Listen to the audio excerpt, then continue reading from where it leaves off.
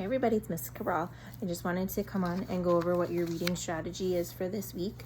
You're going to be working on story elements. So you're going to be doing the character, setting, conflict, resolution, or your problem and your solution, and then the plot, which is your events. So I just wanted to do a practice one with you today. In case you have any questions, you can refer to this one to help you. All of this is also printed out. You'll have pages like this in my class folder that you can refer to too.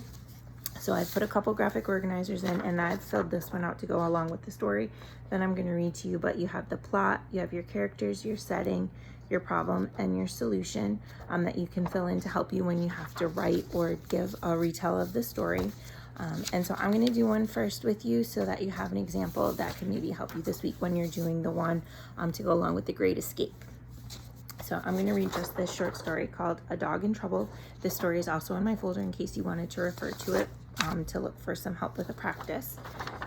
So I'm going to read it first, then I'll go over the graphic organizer and how I wrote my summary or my retell. So it says, a dog stepped into a frozen river in Poland. The ice broke off and began to float down the river. The dog was trapped on the ice. Firefighters tried to rescue him, but they failed. The dog floated out to sea. The block of ice floated near a ship. At first, people on the ship could not believe their eyes. The dog slipped from the ice into the freezing water. They saw him climb back up. This dog was brave. Sailors wanted to help. They put a raft into the water and rowed to the dog. When the sailors got near, they pulled him in. They had saved the dog. Okay, so taking this information, I put it into my graphic organizer. So I started here with the characters when I was filling mine out.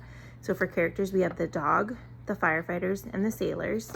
The setting, so that's when and where the story takes place. We don't know when it takes place, but it does tell us where. It's in Poland on a frozen river, so that's the place.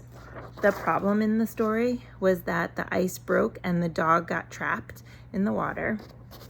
The solution to that story was the sailors pulled the dog out, so they were able to save him. And then the events in the story were that the firefighters tried to rescue the dog, sailors saw the dog, and they got a raft and rowed out to the dog. So that's what happened in between my problem and my solution. There were some other events in there, and you can of course include those.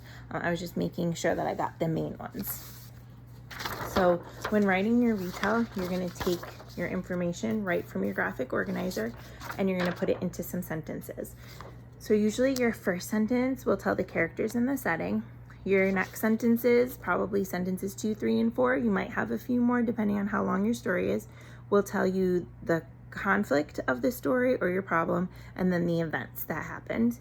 And then your last sentence, so for mine it was sentence 5, was the resolution, the solution to the problem, and then the ending of the story. How did your story end? So first in my first sentence is my characters and my setting. So I said in Poland, because that's my setting, there was a dog, that's my character, on a frozen river. So that's the first thing that kind of happened in my story, my characters and my setting. Then my next thing, I'm going to tell you my conflict, because that's what happened next, my problem. The ice that the dog was on broke and the dog was trapped. Okay, so that was my problem. So that's my second sentence. My next couple sentences are going to be the events in the story. So what happened from the time of the problem until I get down to my ending. So I said firefighters tried to rescue the dog but weren't able to. So again, I took that right from my graphic organizer. The ice floated near a ship and the sailors tried to help. And then they got on a raft and rowed to the dog. So those are my events. And then my last sentence is my resolution or my ending. The sailor pulled the dog out of the water. Okay, so that's how the problem was solved and that's how my story ended.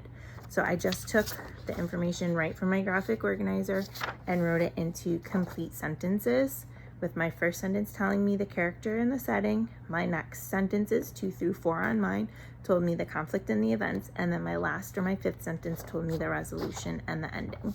So this isn't a story that you're having to do for your class this week. It is just an example that you can use if you're stuck, to help you figure out what you have to do for the Great Escape and any other stories you're doing this week.